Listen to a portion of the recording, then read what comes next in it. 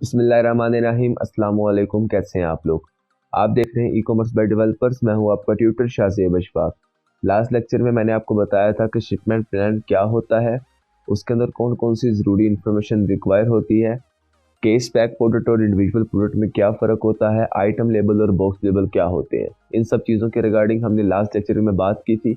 अगर अभी तक आपने वो लेक्चर नहीं देखा तो ऊपर आई बटन में आपको उसका लिंक मिल जाएगा, आप जाकर उस लेक्चर को देख सकते हैं। इसके अलावा अगर आप हमारा कोर्स स्टार्ट से देखना चाहते हैं तो आपको ऊपर प्लेलिस्ट का लिंक भी मिल जाएगा, आप जाके कोर्स को स्टार्ट से देख सकते हैं। चलते हैं हमारे आज के लेक्चर की तरफ। लेक्चर नंबर 25 है हमारा अमेज़न वर्चुअल असिस्टेंट कोर्स का। आज के लेक्चर में हम पढ़ेंगे कि शिपमेंट प्लान क्या होता है और किस तरह तैयार करते हैं। ठीक है, इसके रिगार्डिंग सारी इन्फॉर्मेशन हमने लास्ट लेक्चर में कवर कर ली थी।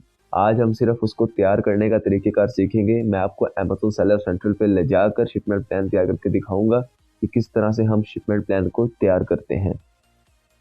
सबसे पहले आपको ये याद होना चाहिए कि शिपमेंट प्लान होता क्या है। देखिए, अभी तक जो है ना आपकी प्रोडक्ट तैयार होकर सप्लायर की फैक्ट्री में पड़ी हुई है। अब आपने क्या करना है, आपने उस प्रोडक्ट को वहाँ से उठाना है और अमेज़न की इन्वेंट्री तक भिजवाना है। ठीक है, अगर आप उसको लॉन्च करना चाहते हैं या उसकी सेल्स के ऊपर स्टार्ट करना चाहते हैं तो आपको प्रोडक्ट पहले अमेज़न की इन्वेंट्री तक भिजवानी होगी। ठीक है, बट इस सूरत में आपको अभी तक ना तो अमेज़न की इन्वेंट्री का एड्रेस पता है और ना ही अभी तक आपने अमेज़न को इन्फॉर्म किया कि आपकी प्रोडक्ट जो है वो शिप हो रही है। तो इन दोनों चीज़ों के लिए हम क्या करते हैं, हम शिपमेंट प्लान को तैयार करते हैं। शिपमेंट प्लान में होता क्या है कि आपने प्रोडक्ट की सारी डिटेल्स अमेज़न को बतानी होती हैं, जिन डिटेल्स को मॉनिटर करने के बाद अमेज़न आपको अपनी इन्वेंटरी का एड्रेस बता देता है और साथ में आपको आइटम लेबल्स और बॉक्स लेबल्स दे देता है, जिसे आप प्रिंट आउट निकलवा के अपनी प्रोडक्ट के ऊपर यूज़ कर सकते हैं और उस प्रोडक्ट को इजीली शिप करवा सकते हैं अमेज़न की इन्वेंटरी तक। ठीक हो गया। तो जो एड्रेस आपको अमेज़न बताएगा अपनी इन्वेंटरी का, आपने वो एड्रेस वहाँ से पकड़ना है और जाके अपने फ्रेट फॉरवर्डर को दे देना है। वो उस एड्रेस को कॉपी करते हुए आपकी प्रोडक्ट जो है वो सप्लायर से उठाएगा और उस एड्रेस तक सेफ एंड साउंड पहुँचा देगा। ठीक हो गया। तो चलते हैं हम अमेज़न सेलर सेंट्रल की स्क्रीन पर जाकर देखते हैं कि हम शिपमेंट प्लान को किस तरह से तैयार कर सकते हैं। जी, शिपमेंट प्लान तैयार करने के लिए सिंपली आपने अमेज़न सेलर सेंट्रल पे आना होता है। ठीक है, जैसे आप सेलर सेंट्रल पर लॉगिन करेंगे आपको वहाँ पर इस तरह का इंटरफेस नज़र आ जाएगा।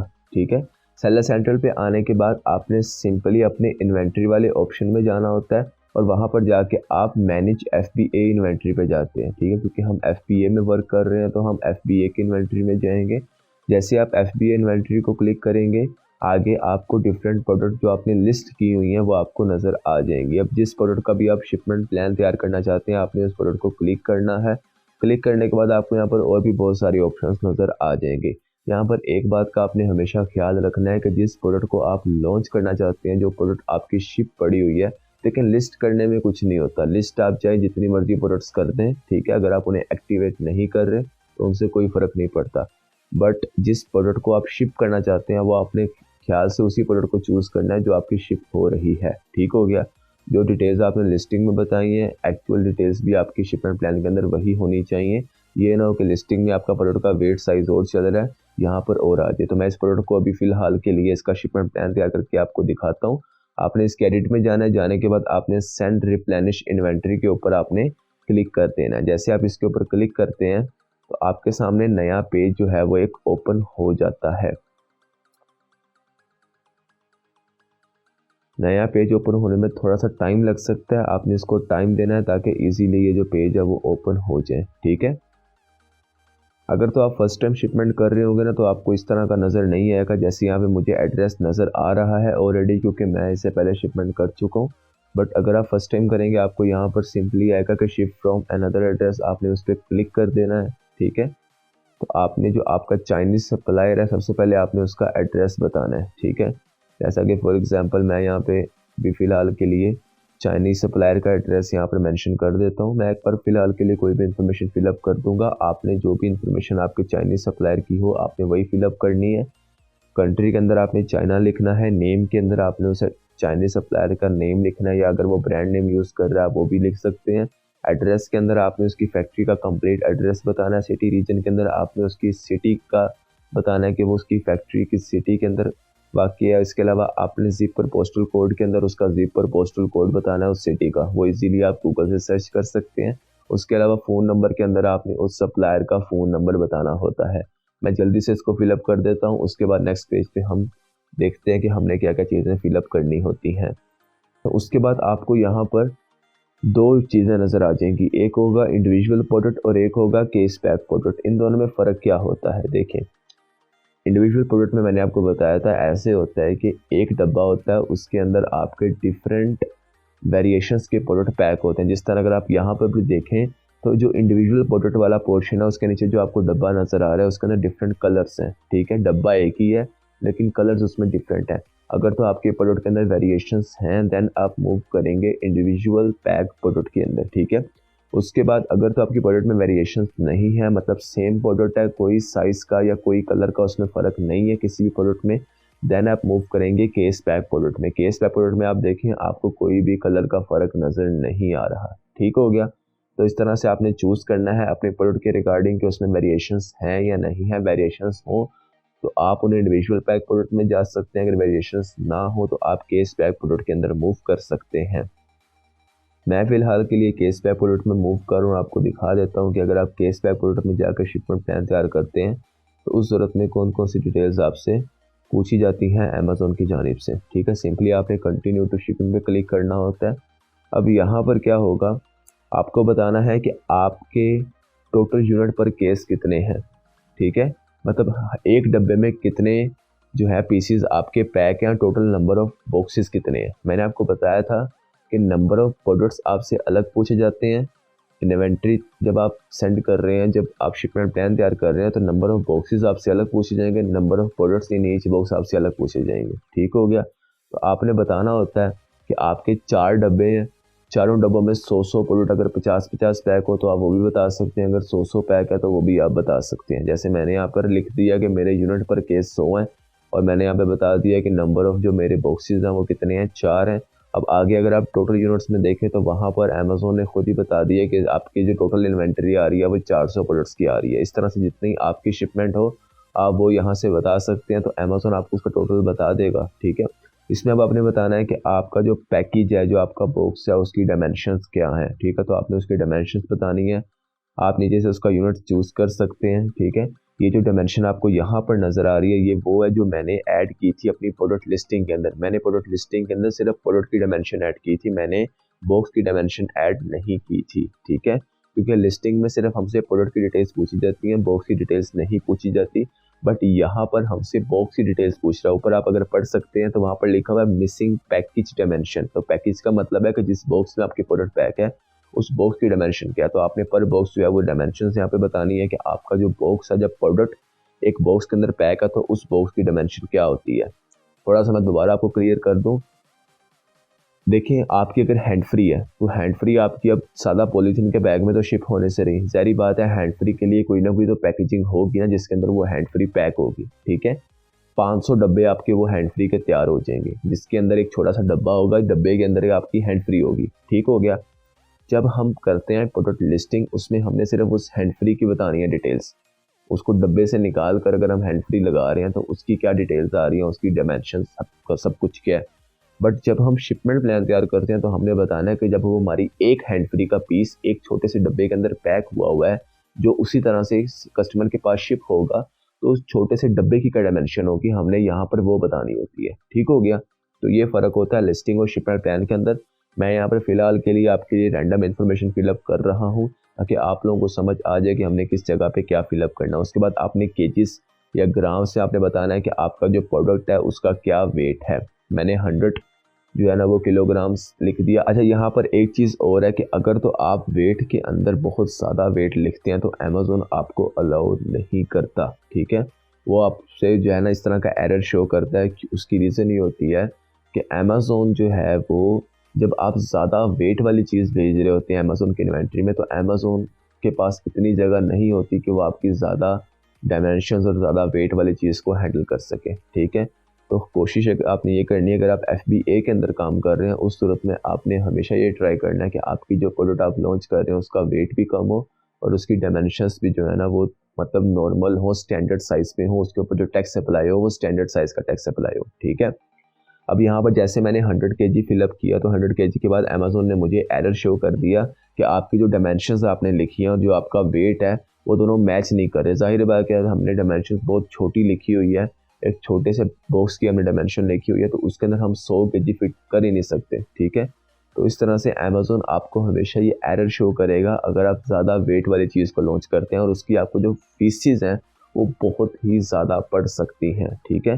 तो आपने हमेशा ये ट्राई करना है कि आप एक्चुअल डिटेल्स बताएं। मैंने यहाँ पर डायमेंशन चेंज की है, मैं डायमेंशन को दोबारा चेंज कर रहा हूँ, वेट भी इस बार मैं चेंज कर देता हूँ आपको, ठीक है। किलोग्राम की बजाय हम ग्राम्स में जाते हैं और जाके हम फॉर एग्जांपल 600 ग्राम्स लॉन्च करते हैं। तो देखें अब हमारी जो शिपमेंट है उसने एक्सेप्ट कर लिया, उसने कहा ठीक है ये जो आपका पैकेज है उसको हम कंटिन्यू कर सकते हैं, ठीक है। यहाँ पे सिंपली आपने कंटिन्यू पे क्लिक करना है।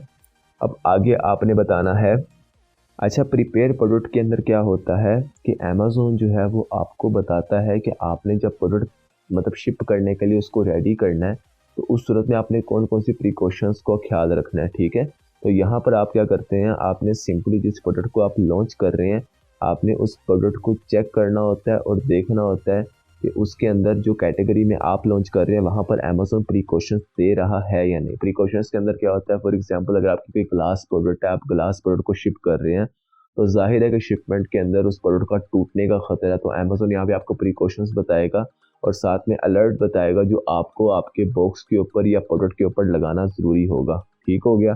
तो वो अलर्ट आप जैसे अपने बॉक्स के ऊपर या प्रोडक्ट के ऊपर लगाएंगे उसके बाद ही अमेज़ोन उस शिपमेंट को एक्सेप्ट करता है। तो आपने देखना है कि जो जो कैटेगरीज अमेज़ोन यहाँ पे शो करता है आपको प्रीपेड प्रोडक्ट के अंदर, अगर तो आपकी प्रोडक्ट उन कैटेगरीज में रिलाई करता है देन आपने यहाँ पर जो आपको प्रिकॉशंस जो अलर्ट दिया जा रहा है उसको आपने यहाँ से देखना है और उसके मुताबिक ही आपने अपनी प्रोडक्ट को शिप करना है। फॉर एग्जांपल मैं आपको यहाँ पे दिखा देता हूँ, हम यहाँ पर देख सकते हैं यहाँ पर डिफरेंट कैटेगरीज आपको नज़र आ जाती हैं जिनकी बेस पर आप जो है वो अपनी प्रोडक्ट के ऊपर अलर्ट दे सकते हैं। सबसे पहले आपको नज़र आ जाता है बेबी प्रोडक्ट्स का।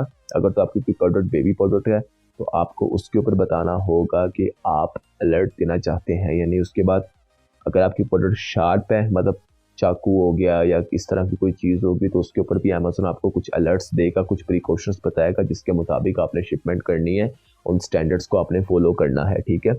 उसके अलावा अगर आपकी प्रोडक्ट जो है वो कोई ग्लास प्रोडक्ट है या कोई क्लोथिंग प्रोडक्ट है, स्मॉल प्रोडक्ट है, अडल्ट प्रोडक्ट है, लिक्विड की प्रोडक्ट है, पाउडर, पैलेट्स या ग्रैन्युलर प्रोडक्ट है, परफोरेटेड पैकेजिंग है, तो ये सब चीज़ें अगर आपकी प्रोडक्ट इनमें से किसी भी कैटेगरी के अंदर रिलाई कर रही है देन आपने उस स्पेसिफिक कैटेगरी का अलर्ट और प्रिकॉशंस वहाँ से देखनी है, अपने सप्लायर को बतानी ताकि आपका जो सप्लायर है उनके मुताबिक ही जो है वो शिपमेंट करें, ठीक है। मैं यहाँ पे आपको सिंपली ग्लास पैकेजिंग का जो है वो निकाल के दिखा देता हूँ कि अगर आप ग्लास पैकेजिंग में मूव कर रहे हैं तो उस पॉइंट पे आपको क्या करना होता है, ठीक है। अगर आप देखें, अगर हम ग्लास पैकेजिंग को सिलेक्ट करते हैं तो यहाँ पे अमेज़ोन आपको बता देता है प्रिपरेशन गाइडेंस के अंदर कि आपने आपका जो प्रोडक्ट है वो प्रोटेक्टिव बबल रैप के अंदर सबसे पहले आपने उसको पैक करना है। देखें सबसे पहली चीज़ है कि ग्लास का रास्ते में टूटने का खतरा है, तो उस लिहाज से आपको उसकी पैकेजिंग के अंदर कोई कॉम्प्रोमाइज़ नहीं करना। अमेज़ोन ने आपको पहली प्रिकॉशन दी है कि आपने उसको बबल रैप के अंदर पैक करना है, ठीक है, ताकि आपके प्रोडक्ट को कोई भी डैमेज ना पहुँचे, ठीक है। उसके बाद है कि प्रोडक्ट का जो बैग होगा या जो बॉक्सेस होंगे उसको आपने मस्ट टेप करना, उसको सिक्योर करना ताकि प्रोडक्ट जो है वो शिपमेंट के अंदर डब्बे से बाहर ना निकले। तीसरे नंबर पे कि प्रोडक्ट जो है वो हार्ड सरफेस के ऊपर गिरने पे ड्रॉप टेस्ट पास करे, क्योंकि अमेज़ोन की इन्वेंट्री में जब वो आपकी प्रोडक्ट स्टोर कर रहे होंगे उस पॉइंट पे आपकी प्रोडक्ट में भी हाथ से गिर के नीचे गिरे फर्श के ऊपर तो क्या पता वो टूट जाए। तो आपने ऐसी प्रोडक्ट के साथ मूव करना जिसके स्टैंडर्ड्स इतने एटलीस्ट हों कि अगर वो हाथ से नीचे गिर रही है तो वो अनब्रेकेबल हो, उसको ज़्यादा नुकसान ना हो, ठीक हो गया। उसके बाद है कि आपकी हर प्रोडक्ट के ऊपर जो बारकोड्स अटैच हो वो स्कैनेबल होने चाहिए। ऐसा ना हो कि आप बारकोड अटैचमेंट में गलती करें, मतलब जो क्यों आपको आइटम लेबल्स मिल रहे हैं वो जो आप अटैच करवा रहे हैं वो प्रॉपर्ली स्कैनेबल हो। तो ये इस तरह की प्रिकॉशंस आपको मिलेंगी, हर एक कैटेगरी के अंदर डिफरेंट प्रिकॉशंस होंगी। आप जाकर अपने लिहाज से देख सकते हैं कि आपने किस चीज़ को फॉलो करना है, ठीक है। उसके बाद आपने अलर्ट मेंशन करना होता है अपनी प्रोडक्ट के ऊपर, ये नीचे आपको अलर्ट नज़र आ जाता है, ठीक है। और ज़्यादा इसमें कुछ होता नहीं है। अगर तो आपकी प्रोडक्ट कोई ऐसी प्रोडक्ट है जो इन कैटेगरीज में रिलाई नहीं कर रही, आप सिंपली उसको फ्री हैंड जो है आप उसकी शिपमेंट कर सकते हैं, उसमें कोई प्रॉब्लम आपको नहीं आती। ठीक है। नेक्स्ट हम देख लेते हैं।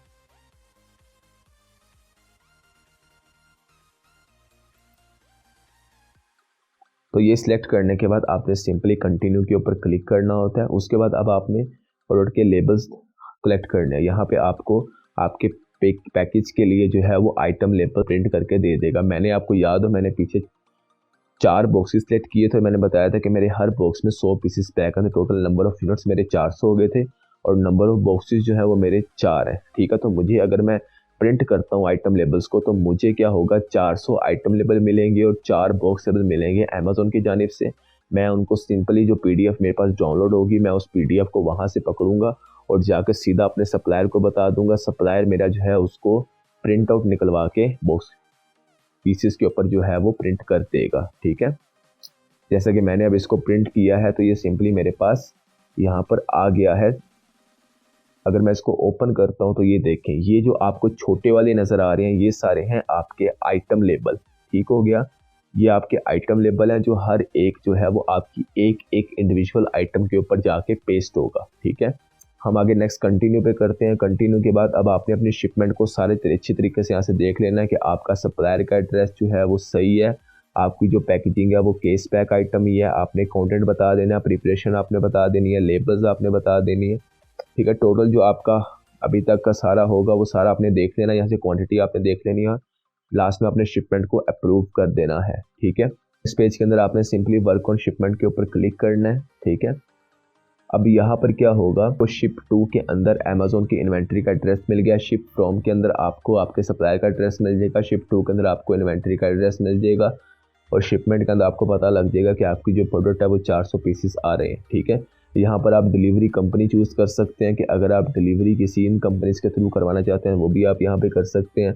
आप शिपमेंट के कंटेंट को मॉडिफाई भी कर सकते हैं। अगर आपके पैकेजिंग में कोई थोड़ा बहुत चेंज आ रहा है आप उसको मॉडिफाई बाद में भी कर सकते हैं, उसमें कोई इशू नहीं होता।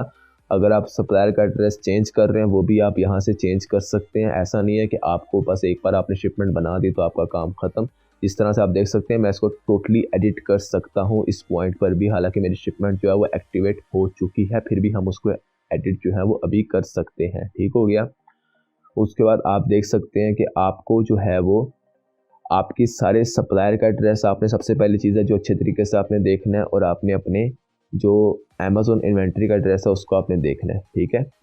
तो एडिटेबल होती है, ऐसा कुछ नहीं है कि ये फिक्स हो जाती है, आप इसको सिंपली इजीली एडिट कर सकते हैं, ठीक है।